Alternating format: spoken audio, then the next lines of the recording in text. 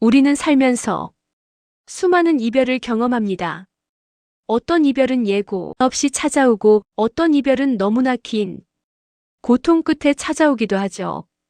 하지만 만약 삶과 죽음이라는 거대한 운명의 갈림길 앞에서 신이 우리에게 딱 한 번의 기적 같은 시간을 허락한다면 어떨까요? 아무런 준비도 없이 사랑하는 사람을 떠나보내야 하는 순간 마지막 인사를 나눌 수 있는 30분의 시간이 주어진다면 여러분은 그 시간을 어떻게 쓰시겠습니까? 오늘 들려드릴 이야기는 바로 그 기적과도 같은 하지만 너무나도 가슴 시린 마지막 인사에 관한 이야기입니다. 지금부터 그 신비롭고 하얀 세상 속으로 함께 들어가 보시죠. 다정은 천천히 눈을 떴습니다. 하지만 눈을 떴다는 감각만 선명할 뿐 눈앞에 펼쳐진 풍경은 도무지 현실이라고 믿기 힘든 모습이었습니다. 아니, 풍경이라는 단어조차 어울리지 않는 곳이었습니다. 세상의 모든 색채가 썰물처럼 빠져나간 듯 오직 눈이 시리도록 하얀 백색만이 가득했습니다. 위를 올려다보아도 천장이 보이지 않았고 발을 딛고 있는 바닥조차 어디가 끝인지 알 수 없었습니다. 그저 무한히 펼쳐진 하얀 안개 속에 홀로 덩그러니 남겨진 기분. 다정은 멍한 정신을 추스르며 천천히 상체를 일으켰습니다. 몸이 깃털처럼 가벼웠습니다. 그 가벼움이 오히려 다정을 더 불안하게 만들었습니다. 기억을 더듬어 봅니다. 내가 왜 여기에 있는 걸까? 다정의 머릿속에서 파편처럼 흩어진 기억들이 하나둘 맞춰지기 시작했습니다. 그래, 분명 택시 아니었습니다. 어머님과 함께 시장을 보고 돌아오는 길이었습니다. 뒷좌석에 나란히 앉아 저녁 반찬 걱정을 하며 웃음꽃을 피우던 순간이 떠올랐습니다. 다정아, 오늘 저녁엔 우리 상철이 좋아하는 갈치조림이나 할까? 어머님의 그 따뜻한 목소리가 귓가에 맴도는 것 같았습니다. 그런데 갑자기 찢어질 듯한 타이어 마찰음이 들렸습니다. 세상이 뒤집히는 듯한 굉음과 함께 택시가 요동쳤고 다정은 본능적으로 옆에 앉은 어머님을 감싸 안으려 팔을 뻗었습니다. 쾅 하는 충격음과 함께 유리가 산산조각 나며 튀어올랐던 그 끔찍한 순간, 분명 몸이 부서지는 듯한 고통이 있었는데 이상하게도 지금은 아무런 통증이 느껴지지 않았습니다. 다정은 급히 자신의 팔과 다리를 확인했습니다. 상처 하나 없이 깨끗했습니다. 찢어진 옷까지도 피 한 방울도 보이지 않았습니다. 이게 대체 어떻게 된 일일까?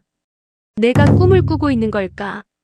아니면 기적적으로 구조되어 병원 무균실에라도 와 있는 걸까? 하지만 병원이라기엔 너무나 고요했습니다. 기계 소리 하나, 사람들의 발자국 소리 하나 들리지 않는 절대적인 정막.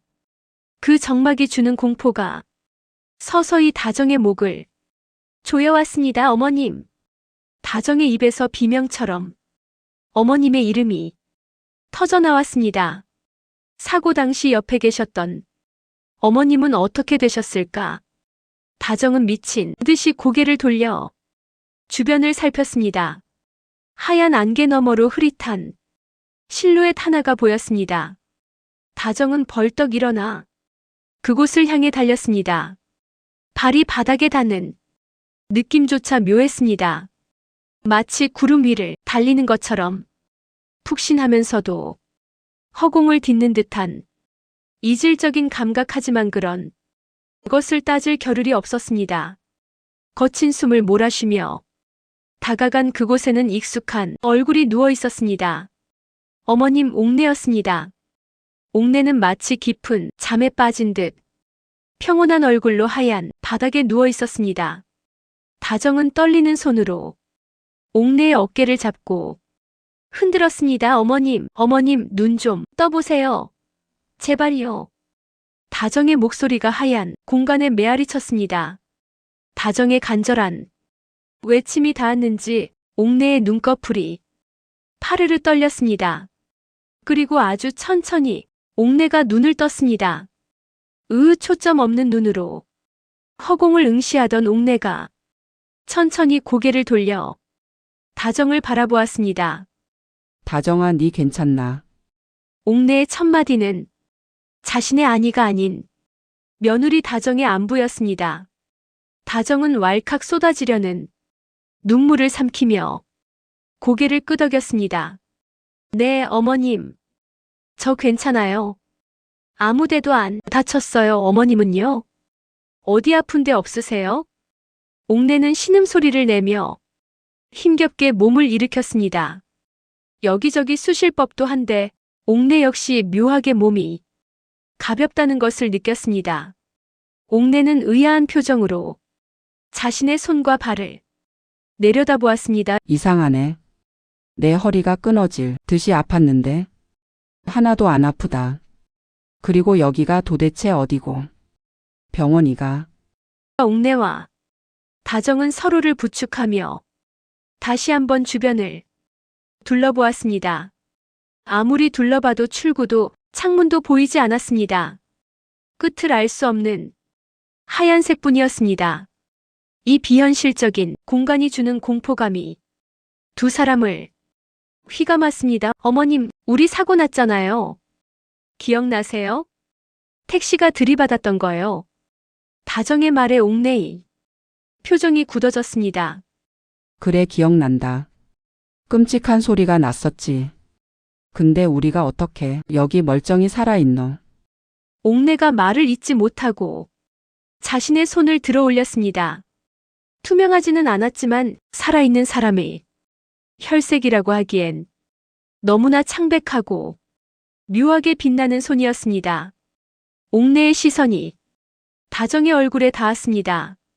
다정의 얼굴 역시 핏기 하나 없이 하얗게 질려 있었습니다. 옥내의 입술이 파르르 떨렸습니다. 다정아, 내 며느리야.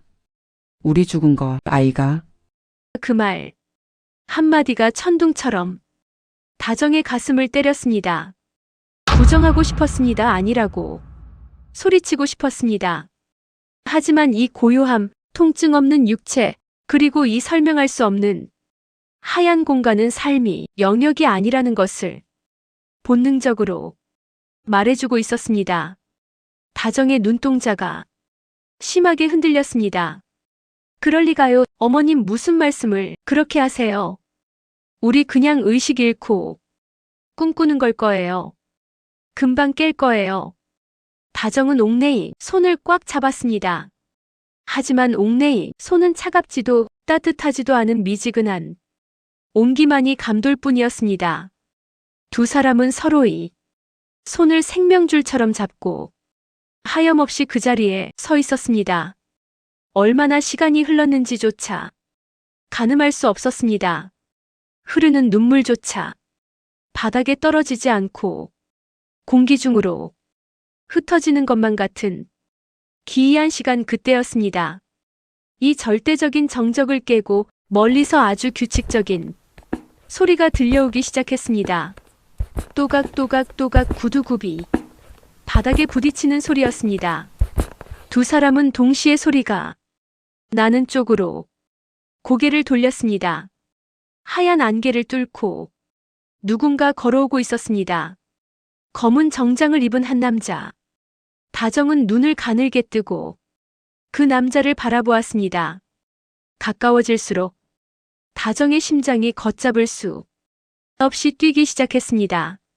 설마 남자의 얼굴이 선명하게 드러나는 순간 다정은 비명을 지르듯 외쳤습니다. 여보. 다정의 남편이자 옥내의 아들 상철이 그곳에 서 있었습니다. 하지만 상철의 표정은 다정이 알던 남편이 표정이 아니었습니다. 너무나 차갑고 사무적인 얼굴. 다정은 혼란 속에 빠져들었습니다. 당신이 왜 여기 있어? 여보, 우리 어떻게 된 거야? 상철을 향해 달려가는 다정의 발걸음은 절박했습니다. 과연 이 남자는 진짜 상철일까요? 그리고 이들은 정말 죽음이 문턱을 넘어선 것일까요? 다정은 숨이 턱끝까지 차오르는 것도 잊은 채 남자에게 달려가 그의 팔을 덥석 붙잡았습니다. 여보, 당신이 여기서 뭐 하는 거야? 여긴 대체 어디야? 우리 어떻게 된 거야? 다정의 목소리는 물기에 젖어 떨리고 있었습니다. 너무나 무섭고 막막했던 순간에 나타난 남편의 존재는 다정에게 유일한 구명줄과도 같았습니다. 뒤이어 옥내도 비틀거리는 걸음으로 달려왔습니다. 아니 상철아. 네가 왜 여기 있노? 우리 사고 났다. 아이가 근데 네가 여길 어떻게 알고 왔노? 옥내의 눈에도 반가움과 의아함이 교차했습니다. 하지만 남자의 반응은 두 사람이 예상과는 전혀 달랐습니다. 다정이 붙잡은 팔을 아주 부드럽지만 단호하게 빼내며 한 걸음 뒤로 물러선 것입니다. 남자의 표정에는 당황함도 슬픔도 그 어떤 감정이 동요도 없었습니다. 그저 건조하고 사무적인 눈빛만이 다정과 옥내를 훑고 지나갔습니다. 아, 오해하지 마십시오. 저는 이상철 씨가 아닙니다. 남자의 입에서 나온 목소리는 분명 상철의 것이었지만 그 억양과 말투는 너무나 낯설었습니다. 마치 기계가 말하는 듯한 차가움. 다정과 옥내는 그 자리에 얼어붙고 말았습니다. 옥내가 기가 차다는 듯 소리쳤습니다. 이게 무슨 귀신. 신나라 까먹는 소리고. 네가 상철이가 아니면 누구? 내 뱃속으로 낳은 내 아들 얼굴을 내가 모르나? 점 하나까지 똑같은데. 뭐라카노 지금. 옥내의 호통에도 남자는 눈 하나 깜짝하지 않았습니다. 남자는 자신의 가슴에 달린 은색 명찰을 손가락으로 가리켰습니다. 거기에는 천국센터 안내 담당이라는 글자가 선명하게 새겨져 있었습니다. 남자가 정중하게 고개를 숙이며 입을 열었습니다. 다시 한번 말씀드리지만 저는 이상철 씨가 아닙니다. 저는 천국센터 소속이 안내 담당자입니다. 이곳에 오시는 분들이 낯선 환경에 조금이라도 덜 당사자에게 가장 친숙하고 사랑하는 사람의 얼굴을 빌려 배정받았을 뿐입니다. 즉, 저는 두 분의 가족인 이상철 씨 데이터를 바탕으로 구현된 저승이 안내원인 셈이죠. 다정은 멍하니 남자의 얼굴을 쳐다보았습니다. 남편의 눈, 코, 입, 심지어 입가에 있는 작은 흉터까지 똑같은데 남편이 아니라니 머릿속이 뒤죽박죽 엉키는 것 같았습니다. 다정이 떨리는 목소리로 되물었습니다. 저 천국센터요? 그럼 여기가. 남자가 고개를 끄덕였습니다.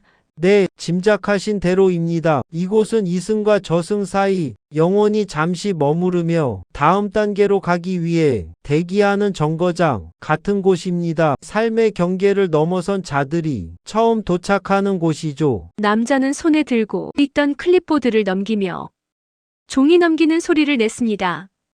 그 소리가 유난히 크게 하얀 공간을 울렸습니다. 남자는 서류를 훑어보더니 무미건조한 목소리로 충격적인 사실을 낭독하기 시작했습니다. 두 분께서는 조금 오후 3시 40분경 택시와 트럭의 추돌 사고를 당하셨습니다. 사고의 충격은 매우 컸습니다. 기록을 확인해 보니 남자가 잠시 말을 멈추고 두 사람을 번갈아 보았습니다. 그 짧은 침묵이 다정에게는 영원처럼 느껴졌습니다. 남자가 옥내를 바라보며 말했습니다. 조옥래님은 사고 현장에서 즉사하셨습니다. 심정지 상태로 병원에 이송되었으나 소생하지 못하셨습니다. 옥내의 눈이 커졌습니다. 입이 벌어졌지만 아무런 소리도 나오지 않았습니다. 죽었다고? 내가? 옥내는 자신의 손을 다시 내려다보았습니다. 아까 느꼈던 그 가벼움, 통증이 없던 몸, 그 모든 것이 설명되는 순간이었습니다. 다정은 비명을 지르며 주저앉았습니다. 어머님, 안 돼. 말도 안 돼. 다정은 옥내의 다리를 붙잡고 오열했습니다. 하지만 남자의 설명은 거기서 끝이 아니었습니다. 남자의 시선이 이번에는 다정에게 머물렀습니다. 그리고 김다정님, 다정은 눈물범벅이 된 얼굴로 고개를 들었습니다. 저도 죽은 건가요? 어머님이랑 같이 죽은 건가요? 남자는 고개를 저었습니다. 아닙니다. 김다정님은 현재 중태에 빠져 의식불명 상태입니다. 아직 사망 판정을 받지 않으셨습니다. 그 말이 떨어지는 순간 다정의 머릿속이 하얗게 비워졌습니다. 다리에 힘이 풀려 바닥에 완전히 주저앉고 말았습니다. 옥내는 휘청거리는 며느리를 와락 끌어안았습니다. 옥내의 눈빛이 거칠게 흔들렸습니다. 그럼 나는 죽었다는 거고, 우리 다정이는 산 거가, 내만 죽고, 다정이는 살 수 있다는 기가. 옥내의 질문에 남자가 고개를 끄덕였습니다. 네, 정확하십니다. 조옥래님은 이제 지상에서의 모든 인연과 삶을 정리하고 저승으로 가셔야 할 운명입니다. 이미 명부에 이름이 올라왔습니다. 하지만 김다정님은 다릅니다. 아직 수명이 무엇보다 이승에 남은 가족들의 간절한 염원이 하늘에 닿았습니다. 지금 병원 응급실 앞에서는 남편분과 따님을 비롯한 가족들이 피가 마르는 심정으로 다정님의 곁을 지키며 깨어나길 기다리고 계십니다. 김다정님은 돌아갈 기회가 있습니다. 안내원의 말은 잔인할 정도로 명확했습니다. 삶과 죽음이 갈라지는 순간이었습니다. 다정은 하염없이 눈물을 쏟아냈습니다. 병원에서 자신을 기다리고 있을 남편 상철과 딸 그리고 군대에 간 아들 지역의 얼굴이 주마등처럼 스쳐 지나갔습니다. 돌아가고 싶었습니다. 가족들 품으로, 그 따뜻한 집으로 돌아가고 싶었습니다. 하지만 눈앞에 있는 시어머니, 친정엄마보다 더 자신을 아껴주었던 옥내를 이 낯선 곳에 혼자 두고 떠나야 한다는 사실이 가슴을 후벼 팠습니다. 어머님, 저 어떡해요? 어머님 두고 저 혼자 어떻게 가요? 저 못 가요. 어머님. 다정은 어린아이처럼 옥내의 품에 파고들며 울부짖었습니다. 옥내의 눈에서도 굵은 눈물방울이 툭툭 떨어졌습니다. 하지만 옥내는 강한 사람이었습니다. 그녀는 울고 있는 며느리의 어깨를 단단히 잡고 일으켜 세웠습니다. 다정아, 정신 차려라. 네가 지금 무슨 소리를 하노? 너는 돌아가야 한다. 나는 살 만큼 살았다. 70평생 남부럽지 않게 살았고 네 같은 며느리 얻어서 호강도 했다. 호상이다. 호상하지만 너는 아직 젊고 우리 상철이랑 애들이 있지 않나. 옥내는 자신의 슬픔을 꾹꾹 눌러 담으며 며느리를 달랬습니다. 네가 안 가면 누가 우리 상철이 밥 챙겨주노? 누가 우리 수빈이 시집 보내노? 나는 괜찮다. 나는 진짜 괜찮다. 옥내의 목소리는 떨리고 있었지만 그 눈빛만은 단호했습니다. 자식을 살리고 싶은 어미의 마음, 며느리를 딸처럼 여기는 시어머니의 깊은 사랑이 그 공간을 가득 채웠습니다. 안내원은 그 모습을 묵묵히 지켜보고 있었습니다. 수만 명의 영혼을 인도해왔지만 이토록 서로를 위하는 고부간의 모습은 흔치 않은 광경이었습니다. 안내원은 손목시계를 확인했습니다. 규정대로라면 조옥래님은 지금 인도를 따라가야 했고 김다정님은 이승으로 송환 절차를 밟아야 했습니다. 하지만 안내원은 잠시 고민하더니 클립보드를 덮었습니다. 그리고 낮고 차분한 목소리로 말했습니다. 원래는 두 분 다 지체 없이 각자의 길로 이동하셔야 합니다. 규정이 그렇습니다. 하지만 두 분의 인연이 너무나 각별하여 제가 특별 권한으로 시간을 조금 드리겠습니다. 다정과 옥내는 눈물 젖은 얼굴로 안내원을 바라보았습니다. 안내원이 검지손가락 3개를 펴보였습니다. 딱 30분입니다. 두 분께 30분이 시간을 드리겠습니다. 그동안 못다한 이야기를 나누시고 작별 인사를 하세요. 이 시간이 지나면 조옥래님은 저승으로, 김다정님은 이승으로 강제 이동됩니다. 더 이상의 시간은 드릴 수 없습니다. 그러니 후회 없는 인사를 나누시길 바랍니다. 남자는 그 말을 남기고 두 사람이 오롯이 그들만의 시간을 가질 수 있도록 다시 하얀 안개 속으로 뒷걸음질쳐 사라졌습니다. 또각 남자의 발자국 소리가 완전히 사라질 때까지 두 사람은 아무 말도 하지 못했습니다. 드넓은 하얀 공간에 다시 두 사람만 남았습니다. 세상의 소음이 차단된 이곳에 남은 건 두 여자의 거친 숨소리와 흐느낌뿐이었습니다. 30분 평생을 함께해온 가족과 영원히 이별하기엔 너무나 턱없이 부족한 시간하지만 동시에 기적처럼 주어진 마지막 기회이기도 했습니다. 다정은 털썩 바닥에 주저앉았습니다. 어머님 옥내도 다정을 따라 마주 앉았습니다. 차가울 것만 같았던 하얀 바닥은 의외로 따뜻했습니다. 마치 엄마의 품처럼 두 사람을 포근하게 감싸주는 것 같았습니다. 마주 앉은 고부 사이에는 말로 닿을 수 없는 애틋한 공기가 흘렀습니다. 옥내가 먼저 다정의 떨리는 손을 자신의 거친 두 손으로 감싸 쥐었습니다. 다정아, 내 아가네. 며느리야 울지 마라. 시간이 아깝다. 옥내의 주름진 손이 다정의 손등을 쓸어내렸습니다. 그 익숙한 감촉에 다정은 참았던 눈물을 다시 터뜨렸습니다. 이제 남은 시간은 29분 남짓. 과연 두 사람은 이 짧은 시간 동안 어떤 이야기를 나누게 될까요? 평생 가슴에 담아두었던 고마움, 미안함, 그리고 사랑한다는 말들을 다 전할 수 있을까요? 눈물 닦을 손수건 하나쯤 옆에 두시는 게 좋을지도 모르겠습니다. 고부간의 정을 넘어 모녀보다 더 깊은 사랑을 나눴던 두 여자의 이야기 속으로 다시 들어가 봅니다. 하얀 공간에 덩그러니 마주 앉은 두 사람.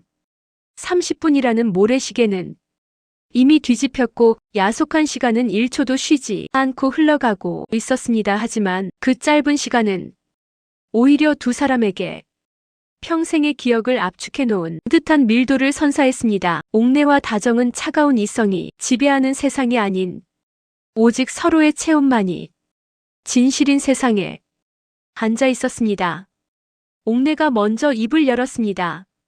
다정의 눈에서 흐르는 눈물을 자신의 거친 엄지손가락으로 훔쳐내며 말했습니다. 다정아, 내 며느리 울지 마라. 내는 말이다.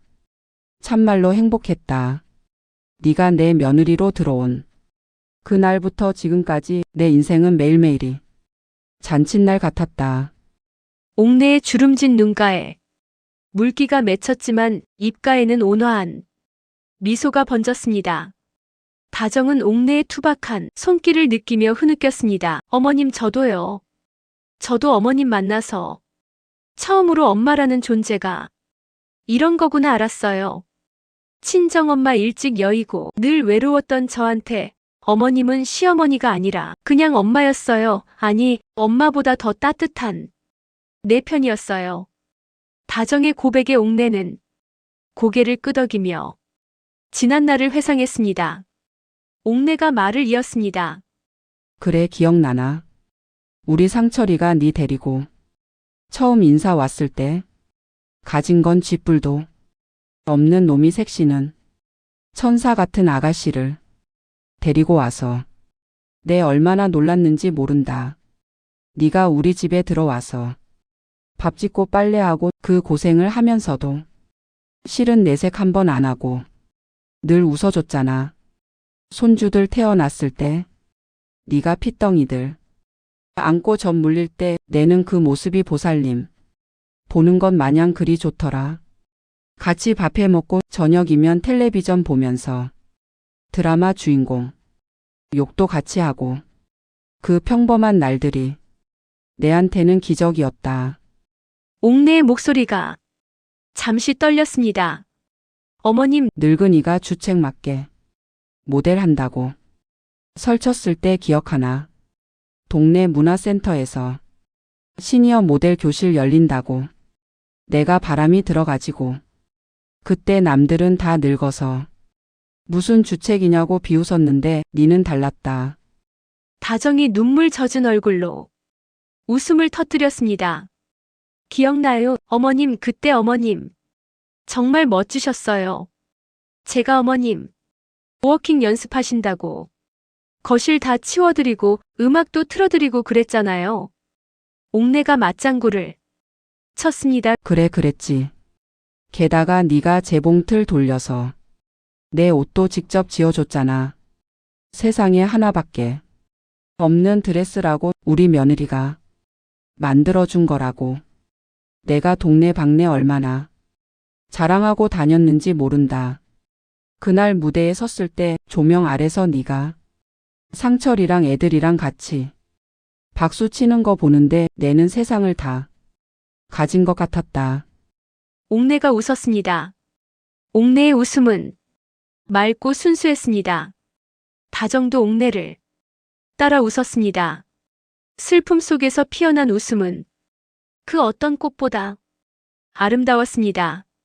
정말 예쁘셨어요. 어머님, 그날 대회에서 인기상 타셨잖아요. 우리 어머님이 제일 빛났어요.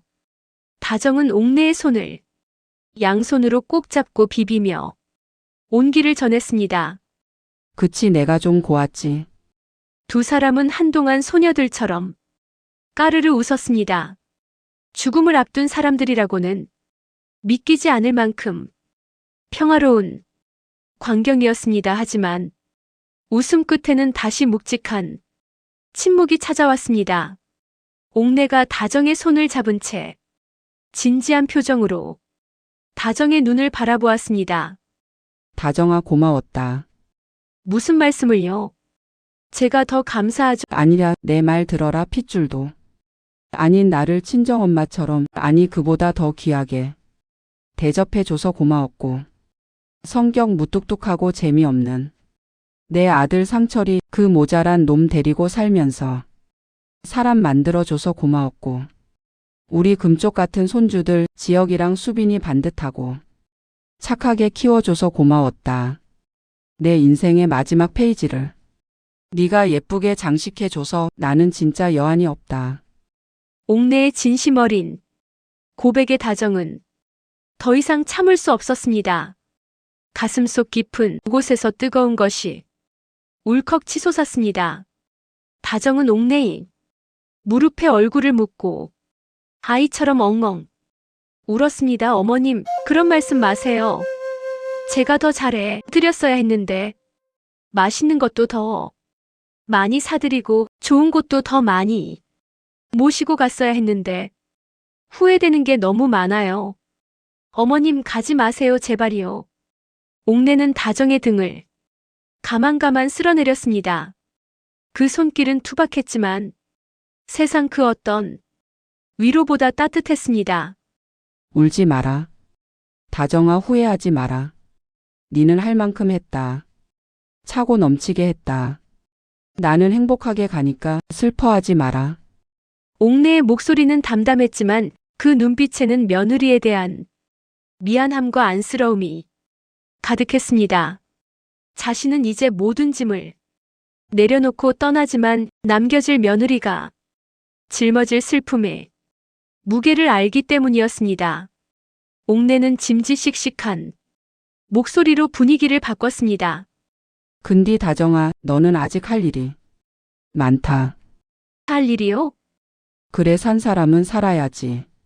상철이 놈 혼자 두면 라면이나 끓여 먹고 청승맞게 살 건데 네가 가서 챙겨야지. 그리고 우리 지역이 장가 가는 것도 봐야 하고 수빈이 시집 가서 애 낳으면 네가 손주도 봐줘야지. 내 목까지 네가 다 보고 와서 나중에 아주 나중에 나한테 다 이야기해 줘야 한다 알겠나?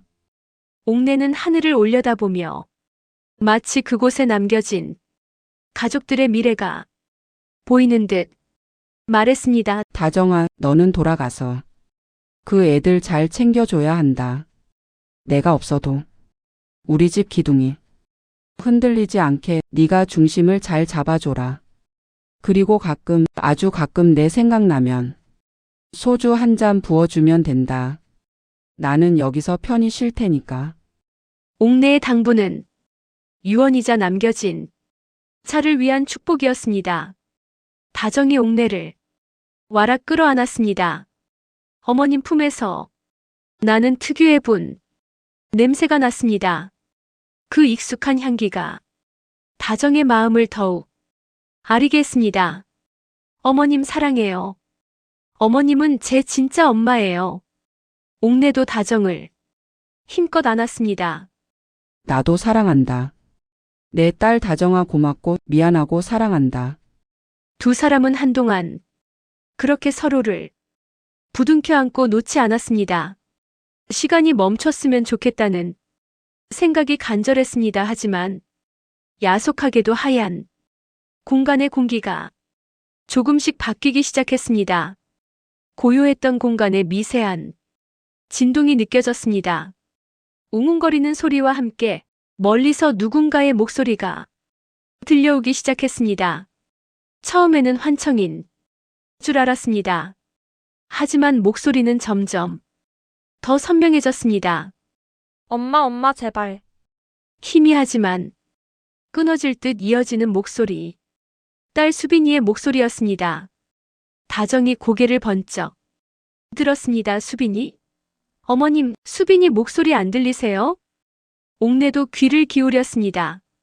또 다른 목소리가 들려왔습니다. 여보 나야 상철이야. 눈 좀 떠봐. 제발 나 두고 가지 마. 남편. 상철의 절규에 가까운 목소리였습니다.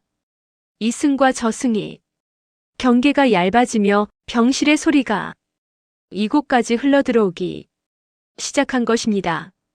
그것은 다정에게 돌아오라는 이승의 신호였고 동시에 옥내에게는 이제 떠나야 할 시간이 임박했음을 알리는 종소리와도 같았습니다.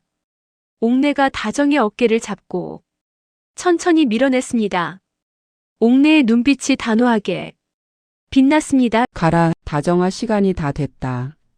저 애들이 너를 기다리고 있다. 어서 가라. 옥내는 재촉했지만 다정은 쉽게 발을 떼지 못했습니다.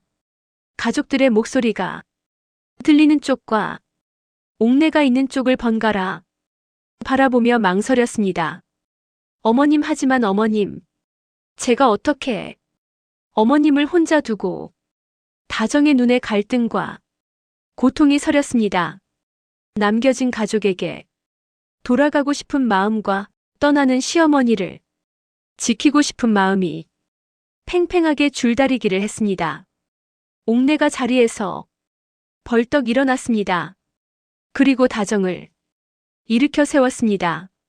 나는 괜찮다니까. 나는 호강하고 간다. 나는 웃으면서 갈 테니까 너는 가서 우리 식구들 챙겨라. 그게 내 소원이다 어서. 옥내의 등 떠밀림의 다정이 한 걸음 내디뎠습니다. 그때였습니다. 하얀 공간의 저편 안내원이 사라졌던 곳에서 강렬한 빛이 쏟아져 나오기 시작했습니다. 마치 거대한 문이 열리는 것 같았습니다. 빛은 눈이 부시도록 밝았지만 동시에 따뜻하고 평온한 기운을 품고 있었습니다. 저승으로 가는 문인지 이승으로 돌아가는 문인지 알 수 없는 그 빛 앞에서 두 여자의 운명은 이제 갈라져야만 했습니다. 옥내가 다정의 등을 세게 두드렸습니다. 가라. 뒤돌아보지 말고 가라. 상철이한테 전해라. 엄마는 행복했다고. 고마웠다고. 다정의 눈에서 굵은 눈물이 뚝뚝 떨어졌습니다. 다정은 입술을 깨물며 빛이 쏟아지는 쪽을 향해 몸을 돌렸습니다. 하지만 발걸음은 천근만근 무거웠습니다. 한 걸음, 두 걸음 다정이 멀어질수록 뒤에 남은 옥내의 모습은 빛에 가려 점점 희미해졌습니다. 하지만 옥내의 목소리만은 선명하게 다정의 귓가에 꽂혔습니다. 잘 살아라, 다정아. 아프지 말고. 행복해라. 그 절절한 외침을 뒤로하고 다정은 빗속으로 걸어 들어갔습니다. 과연 다정은 무사히 가족의 품으로 돌아갈 수 있을까요? 그리고 홀로 남은 옥내는 어떤 최후를 맞이하게 될까요? 다정은 쏟아지는 빛을 향해 걸음을 옮겼습니다. 한 걸음 내디딜 때마다 발목을 잡아채는 듯한 무거운 슬픔이 느껴졌지만 이를 악물고 앞으로 나아갔습니다. 뒤에서 들려오던 옥내의 목소리가 점점 멀어졌습니다. 다정아, 행복해라. 우리 며느리 잘 가라. 그 목소리는 마치 메아리처럼 혹은 귓가에 맴도는 환청처럼 윙윙거리며 다정의 온몸을 휘감았습니다. 다정은 마지막으로 뒤를 돌아보고 싶은 충동을 억눌렀습니다. 지금 뒤를 돌아보면 저 환하게 웃으며 손 흔드는 어머님의 모습을 보면 도저히 발길이 떨어지지 않을 것 같았기 때문입니다. 대신 다정은 마음속으로 수천 번, 수만 번 외쳤습니다. 어머님 감사합니다. 어머님 죄송해요. 어머님 사랑해요. 빛은 점점 더 강렬해져 다정의 시야를 하얗게 지워버렸습니다. 따뜻했던 하얀 공간에 온기가 서서히 사라지고 묵직하고 거친 현실에 감각이 덮쳐오기 시작했습니다. 몸이 천길 낭떠러지로 떨어지는 듯한 아찔한 부유감, 그리고 뒤이어 찾아오는 엄청난 무게감. 그것은 영혼이 다시 육체라는 좁은 옷을 입는 고통스러운 과정이었습니다. B-, B-, 규칙적이고 날카로운 기계음 소리가 귓가를 때렸습니다. 소독약 특유의 알싸한 냄새가 코끝을 찔렀습니다. 그리고 온몸을 두들겨 맞은 듯한 극심한 통증이 밀려왔습니다. 아, 아프다. 다정은 본능적으로 신음했습니다. 아까 하얀 공간에서는 전혀 느끼지 못했던 살아있는 자만이 느낄 수 있는 고통이었습니다. 다정은 천근만근 무거운 눈꺼풀을 힘겹게 들어올렸습니다. 눈앞이 흐릿했습니다. 하얀 빛 번짐 사이로 사람들의 형체가 어른거렸습니다. 여기가 어디지? 다정의 입술이 바싹 말라붙어 쩍 갈라지는 소리가 났습니다. 그때였습니다. 곁에서 누군가의 거친 숨소리가 들리더니 익숙한 목소리가 다정의 귓가에 꽂혔습니다. 엄마? 엄마. 딸 수빈이의 목소리였습니다.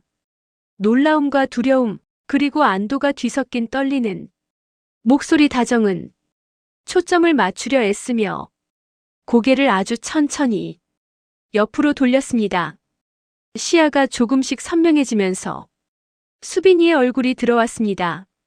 며칠이나 울었는지 퉁퉁 부은 눈, 헝클어진 머리. 수빈이는 다정과 눈이 마주치자마자 비명을 지르듯 울음을 터뜨렸습니다. 아빠. 아빠. 엄마 일어났어. 엄마가 눈 떴어. 수빈이의 외침에 병실 구석 쪽잠을 자고 있던 상철이 용수철처럼 튀어올랐습니다. 상철은 신발도 제대로 신지 못한 채 침대맡으로 달려왔습니다. 그의 얼굴은 수염이 덥수룩하고 눈밑이 퀭해. 마치 10년은 늙어버린 것 같았습니다. 상철은 떨리는 손으로 다정의 손을 덥석 잡았습니다. 그 손은 따뜻했습니다. 아까 하얀 공간에서 잡았던 옥내의 미지근했던 손과는 다른 뜨거운 피가 도는 산 사람의 체온이었습니다.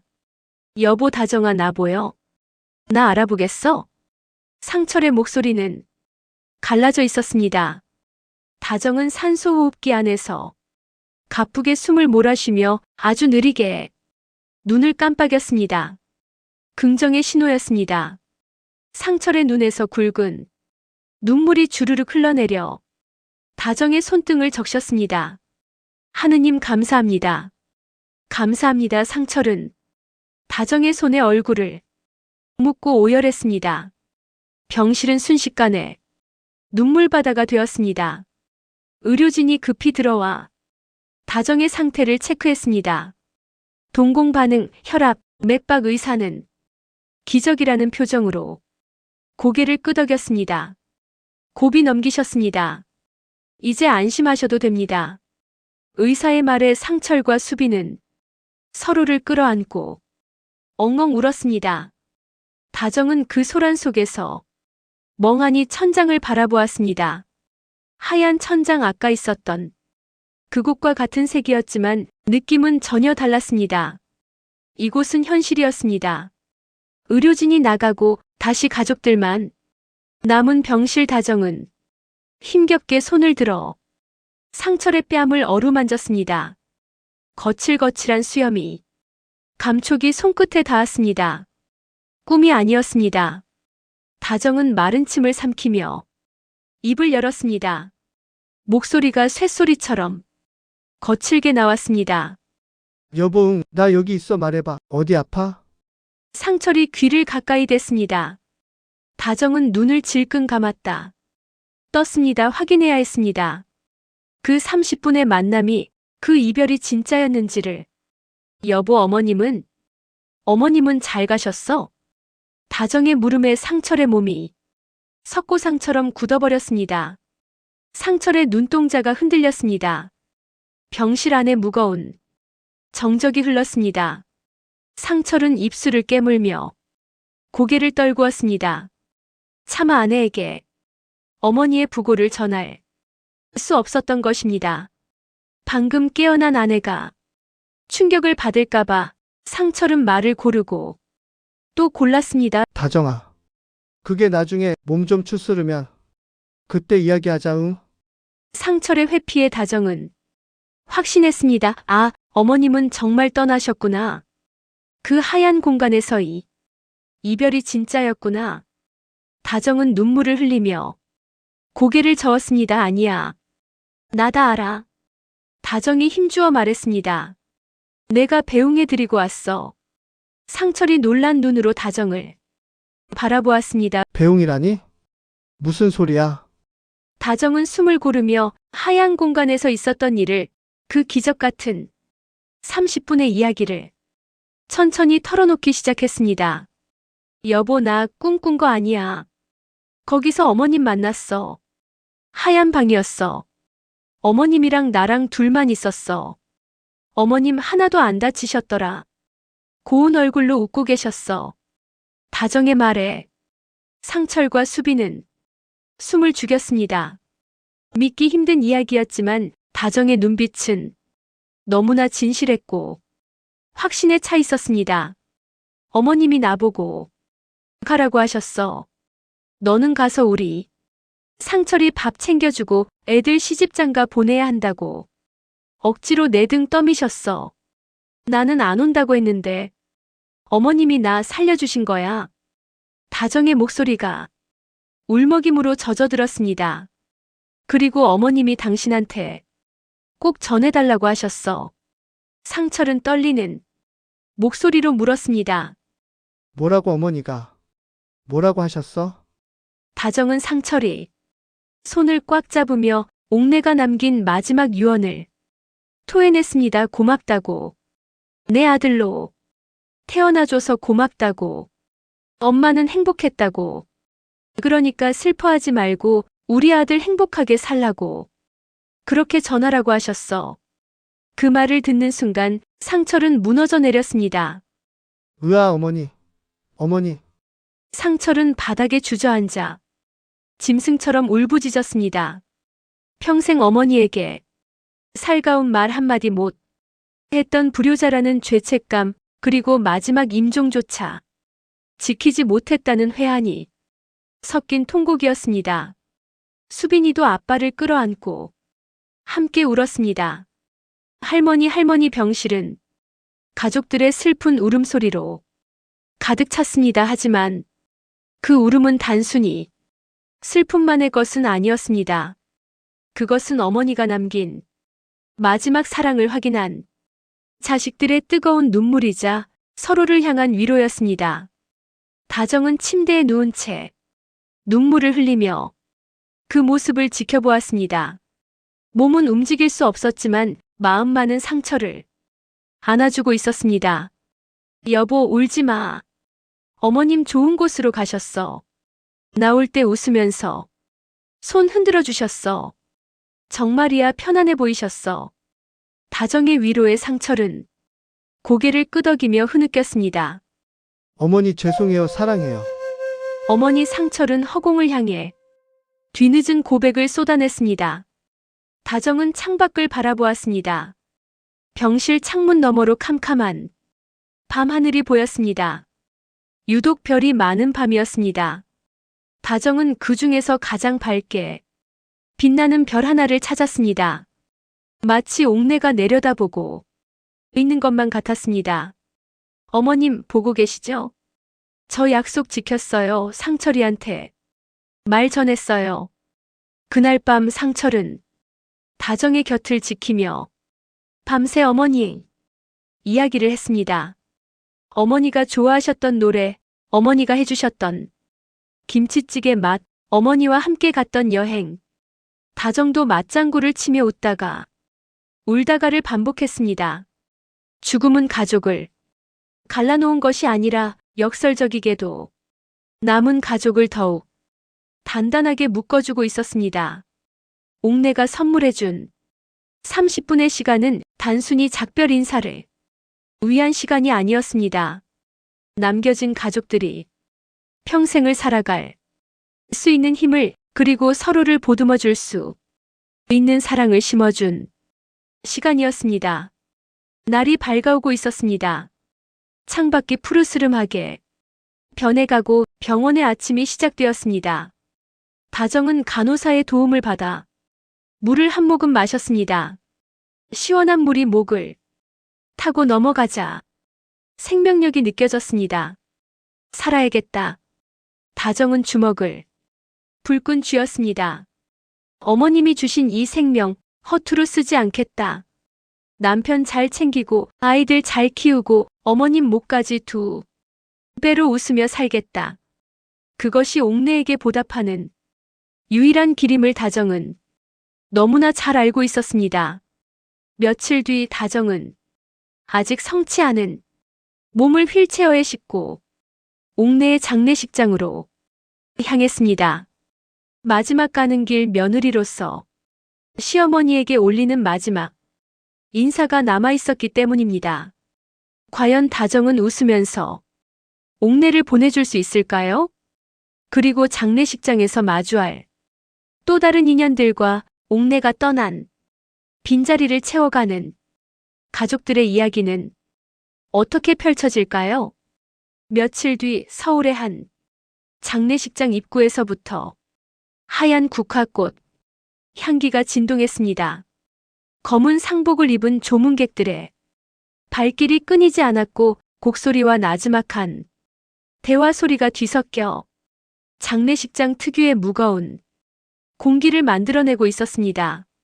그 인파를 뚫고 휠체어 한 대가 천천히 빈소로 들어섰습니다. 아직 환자복을 다 벗지 못한 채 그 위에 검은 카디건을 걸친 다정이었습니다. 링거 꽂은 손등에는 시퍼런 멍이 들어있었고 얼굴은 창백했지만 눈빛만은 또렷했습니다.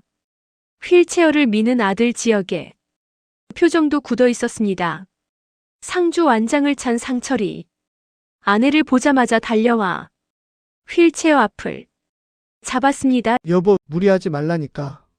의사 선생님이 안 된다고 했잖아. 상철의 걱정스러운 타박에도 다정은 고개를 저으며 미소 지었습니다. 아니에요. 내가 와야죠. 어머님 마지막 나가시는 길인데 며느리가 없으면 어머님 섭섭해하세요. 나 괜찮으니까. 걱정 마요. 다정은 지역의 부축을 받아 힘겹게 자리에서 일어났습니다. 다리가 후들거렸지만 지팡이를 짚고 한 걸음 한 걸음 영정 사진 앞으로 다가갔습니다. 국화꽃 속에 파묻힌 영정 사진 속 옥내. 사진 속 그녀는 무엇이 그리 좋은지 세상을 다 가진 듯 환하게 웃고 있었습니다. 며칠 전 옥내가 모델 대회에 나갔을 때 다정이 직접 찍어준 사진이었습니다. 어머님 활짝 웃으세요. 김치하며 셔터를 눌렀던 그날의 기억이 생생했습니다. 다정은 떨리는 손으로 향을 집어 불을 붙였습니다. 향 연기가 피어오르며 옥내의 얼굴을 감쌌습니다. 다정은 마음속으로 말을 걸었습니다. 어머님, 저 왔어요. 다정이 왔어요. 많이 기다리셨죠? 하얀 방에서 헤어지고 며칠 만이네요. 거기는 어떠세요? 여기보다 좋으세요?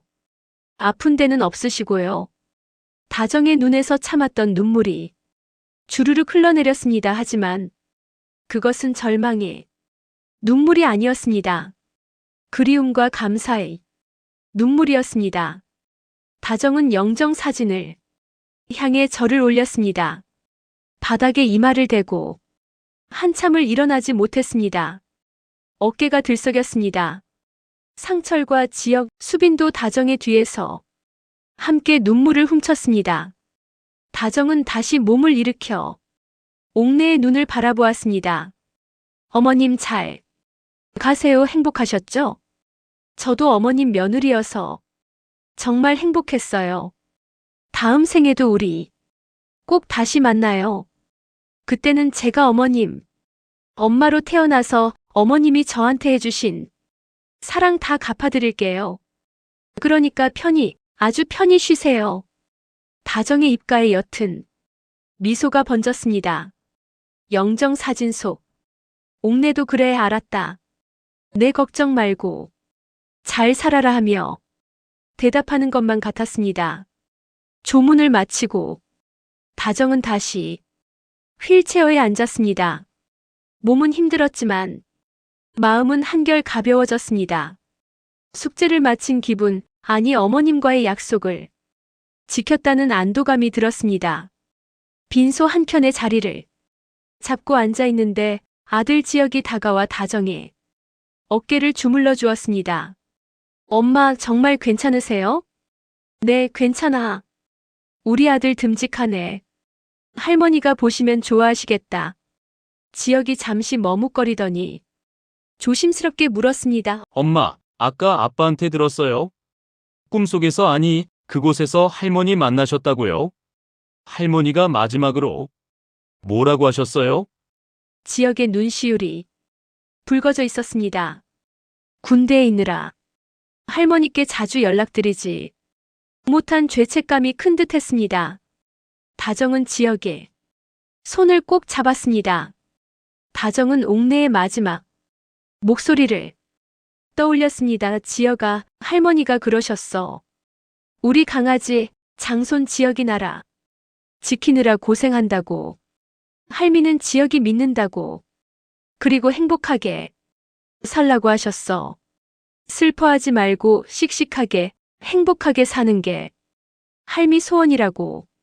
그러니까 너도 너무 자책하지 마. 할머니는 다 알고 가셨어. 내 마음 다 아셔. 다정의 말에 지역은 고개를 끄덕이며 눈물을 닦았습니다. 네, 엄마. 저 행복하게 살게요. 할머니 실망 안 시키게 열심히 살게요. 다정은 듬직하게 자란 아들을 보며 생각했습니다. 어머님의 사랑이 이렇게 이어지는구나. 어머님이 뿌린 사랑의 씨앗이 우리 아이들에게서 꽃을 피우는구나. 그때였습니다. 빈소 입구 쪽이 소란스러워지더니 앳된 얼굴의 아가씨가 쭈뼛거리며 들어왔습니다. 지역의 여자친구 은우였습니다. 검은 정장을 단정하게 입은 은우가 지역을 발견하고 조심스럽게 다가왔습니다. 지역씨 어머님, 은우는 다정에게 정중하게 인사를 건넸습니다. 안녕하세요. 어머님 몸도 편찮으신데 상심이 크시죠? 은우의 목소리는 떨리고 있었습니다. 다정은 그 모습을 보며 묘한 기시감을 느꼈습니다. 30년 전 아무것도 모르고 상철의 손을 잡고 옥내 앞에 섰던 자신의 모습이 겹쳐 보였기 때문입니다. 그때 옥내는 다정의 손을 잡아주며 말했었죠. 아이고, 귀한 집. 딸이 누추한 데를 왔네. 밥은 먹었나? 그 따뜻했던 한마디가 다정의 평생을 지탱해 준 힘이 되었습니다. 다정은 휠체어를 조금 돌려 은우를 향해 따뜻하게 웃어주었습니다. 은우 양 왔군요. 먼 길 오느라 고생했어요. 밥은 먹었어요? 안 먹었으면 저기 가서 지역이랑 밥 좀 먹고 해요. 다정의 다정한 말투에 긴장했던 은우의 얼굴이 풀렸습니다. 네, 어머님 감사합니다. 지역과 은우가 서로를 챙기며 식당 쪽으로 걸어가는 뒷모습을 보며 다정은 영정 사진 속 옥내에게 마음속으로 말을 건넸습니다. 어머님 보셨죠? 저 아이들 참 예쁘네요. 제가 어머님한테 배운 대로 저도 나중에 며느리 보면 따뜻하게 잘해줄게요. 내 딸처럼 아껴줄게요. 어머님이 저한테 해주신 것처럼요. 그러니까 걱정 마세요. 우리 가족 지지고 볶고 싸우더라도 결국은 웃으면서 잘 살게요. 장례식이 모두 끝나고 집으로 돌아온 날 밤, 다정은 창문을 열고 밤하늘을 올려다보았습니다. 유독 별이 쏟아질 듯 많은 밤이었습니다. 그 중에서도 유난히 크고 밝게 빛나는 별 하나가 다정의 눈에 들어왔습니다. 다정은 직감했습니다. 저 별이다 우리. 어머님 별이다. 다정은 상철을 불렀습니다. 여보, 이리 와봐요. 저기 봐, 저 별, 어머님 같지 않아? 상철이 다정의 어깨를 감싸며 밤하늘을 올려다보았습니다. 그러네, 진짜 엄마처럼 환하게 웃고 있네. 상철의 눈가가 촉촉해졌습니다. 두 사람은 서로의 체온에 기대어 한동안 말없이 별을 바라보았습니다. 어머님 편히 쉬세요.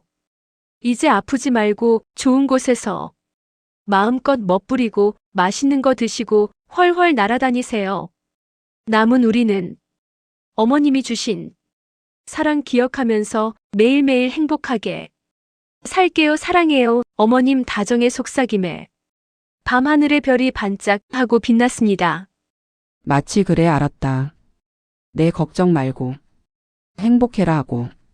대답하는 것처럼요. 죽음은 끝이 아니었습니다. 사랑하는 사람의 육체는 흙으로 돌아가지만 그들이 남긴 사랑과 추억은 별이 되어 남은 사람들의 가슴 속에 영원히 빛나고 있었습니다. 다정과 상철, 그리고 아이들은 그 별빛 아래서 다시 살아갈 힘을 얻었습니다.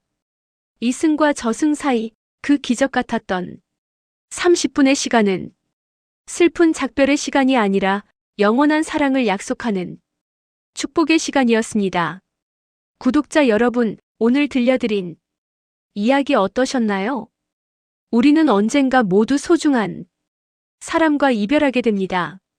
하지만 너무 슬퍼하지 마세요. 우리가 나눈 사랑은 사라지지 않고 밤하늘의 별처럼 언제나 우리 곁을 지키고 있을 테니까요. 오늘 밤 창문을 열고 밤하늘을 한번 올려다보세요. 그리운 얼굴이 별이 되어 여러분을 향해 웃고 있을지도 모릅니다. 그리고 지금 곁에 있는 가족에게, 친구에게, 연인에게 사랑한다고 말해주세요. 내일은 너무 늦을지도 모르니까요. 긴 이야기 들어주셔서 감사합니다. 오늘 이야기 여러분 생각은 어떠셨어요? 댓글로 소감 남겨주시고 구독, 좋아요는 드라마마루에 정말 큰 힘이 됩니다.